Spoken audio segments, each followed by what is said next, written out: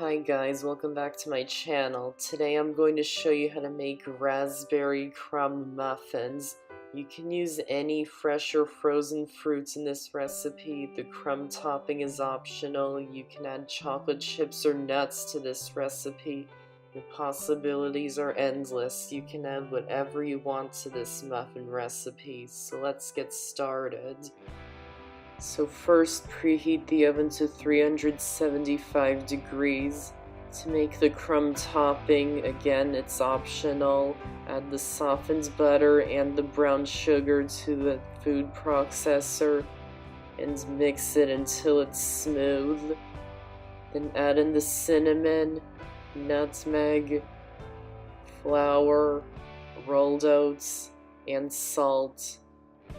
And process the ingredients until they're combined. Scrape down the sides if you need to, and continue mixing the ingredients until they're combined. Then set it aside for now. And to make the muffin batter, in a small bowl, add the flour, sugar, baking powder, baking soda, and salt, and whisk them together until they're combined. And if you like, you can add some cinnamon too, and set this mixture aside for now. Then in a larger bowl, add the buttermilk, egg, and canola oil, and whisk the ingredients until they're combined. Then add in the dry ingredients and the raspberries or any fruits or nuts or chocolate chips you like, and mix the ingredients until they're combined. Don't overmix the batter or your muffins will come out tough.